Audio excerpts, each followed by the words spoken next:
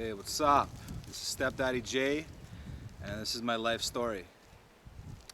I was born June 7th, 1979. My dad was from Croatia, my mom was from Ukraine. My dad and my mom came to Canada in the late 70s. My dad and my mom met each other at an ESL school in Vancouver.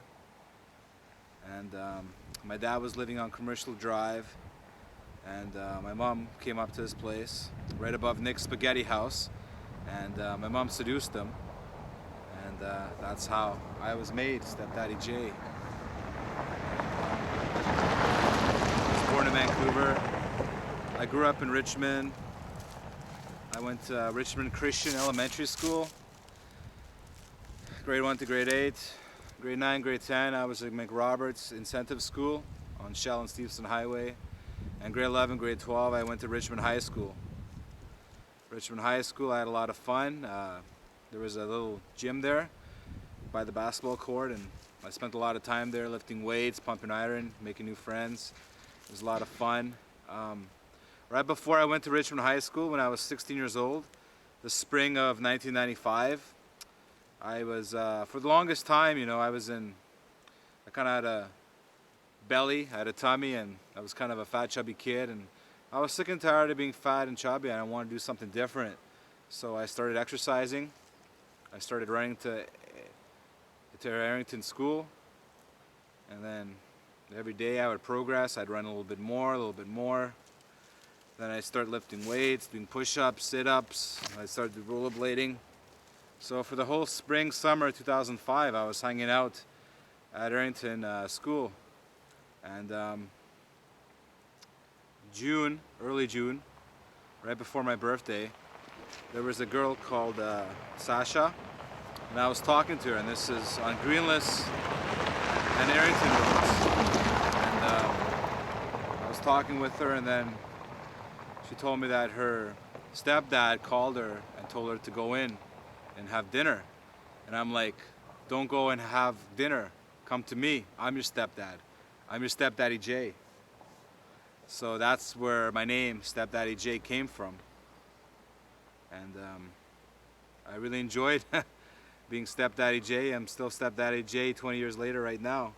But yeah, it all started early June 1995. And cutting back a little bit, when I was young, like I said, I grew up in Richmond. My parents, my mom and my dad, they're from Eastern Europe. People from Eastern Europe, they like to fight. The men and the women, they argue, they fight.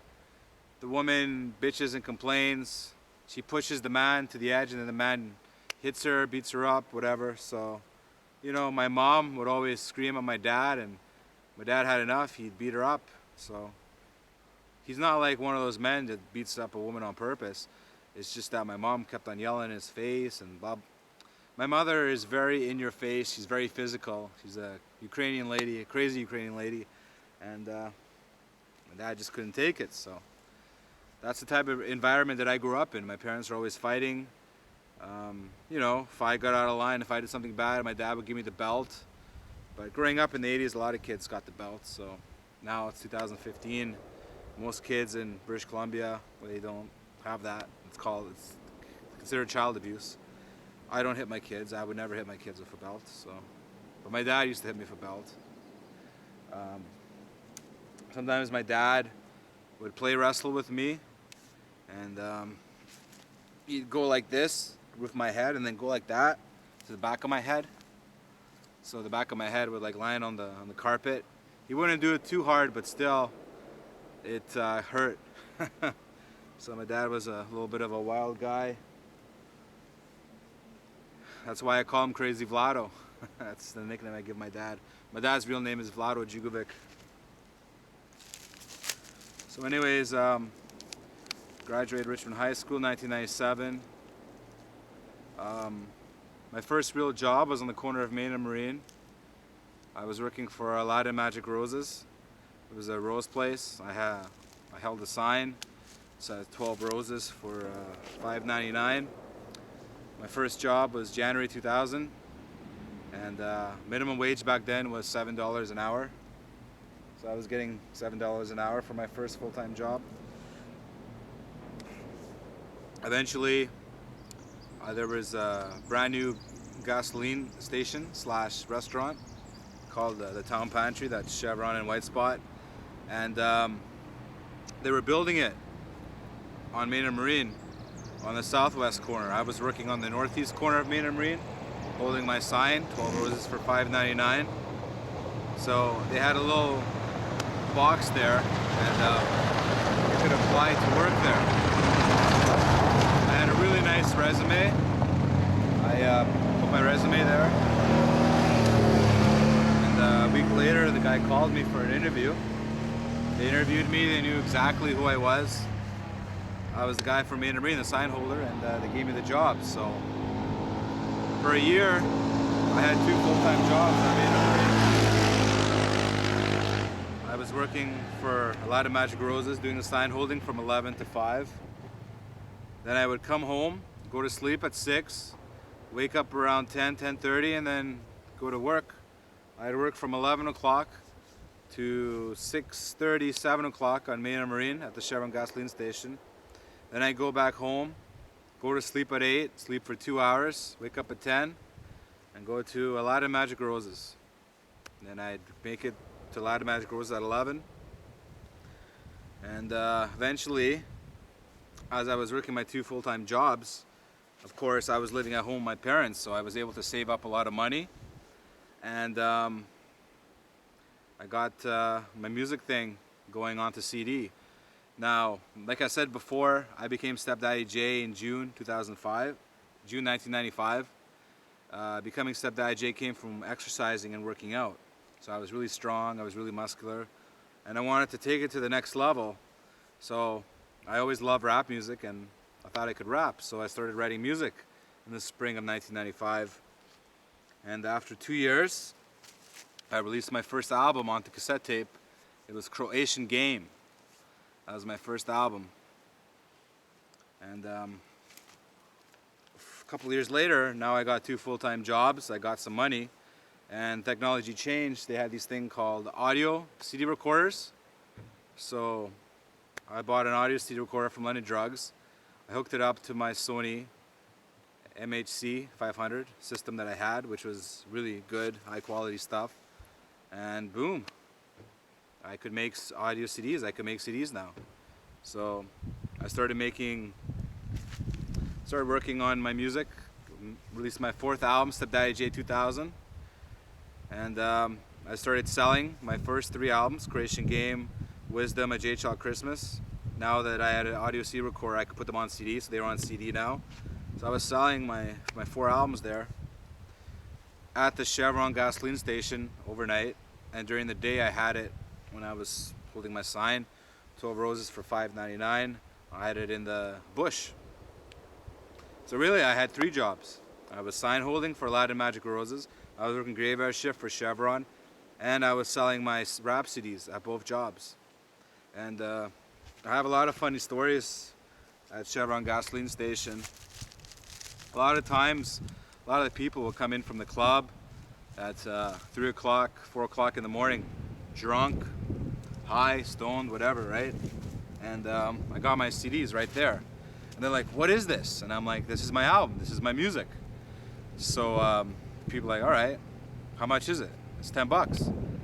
So they give me $10. Sometimes they buy a couple more CDs, $20, whatever, right? So I was making extra money from my CDs. And also working at Chevron, they have these burgers and burritos and all muffins and all that kind of stuff, and some of it expires at 3:30. It goes bad. So what I did at 3:30, I took the stuff that was bad, I put it in a bucket, I put the new stuff in, and people that came in, I told them, well, you can buy the new stuff for $5, or for half price, have the old stuff. Everybody was buying the old stuff for half price, because Main and Marine was busy. 3 o'clock, 4 o'clock, 5 o'clock in the morning, there's still people coming in. And I was working 4 or 5 days graveyard shifts, so I was making a lot of money, quite a bit of money. A lot of times I was there on my own. Supposed to have 2 people there, but a lot of times people were sick or they couldn't make it, so I was there and I did it. Other times when nobody was around and I was done my cleaning job, I was writing music. I even brought in an audio CD recorder sometimes, and I was working on music, beats and stuff like that. It was different. It was out there because I was always working, so I needed extra time to write my raps and to make beats and stuff, and that's exactly what I was doing. I was having the time of my life. I had girls come in. I brought them to the girls' washroom, and they gave me blowjobs. I had girls come in. We go to the back, the drive-through. I would have sex with them. I was 21, 22 years old, and I was having lots of fun. It was awesome. But Stepdaddy J is all about progress. So I had a lunch break on my graveyard shift, 2:30 in the middle of the night, and that's one of the nights where there was two guys. So one guy took over for me. He was working cashier, and I went on my lunch break, and I went for a walk to Fraser and Marine. And Fraser and Marine, there's a place where you can get the Vancouver Courier newspaper. There's a apartment complex there, so I would go there and get the Vancouver Courier newspaper because, you know, I like reading and I like looking at the back of the classic fields. And back in those days, there were a lot of jobs. Early 2000s, 2000, 2001, 2002, there was lots of work, and you could always find work in the back of the newspaper because back then, right, there was no Kijiji, there was no Craigslist and stuff like that. You just went to the back of the newspaper and looked for work. So there was an ad for a place in Brooks, Alberta called Lakeside Packers. It was a meat slaughter packing house. And yeah, I sent in my resume to them, and they called me back a week later, and they told me they wanted to interview me, and they said they were coming down to Richmond, British Columbia for job interviews.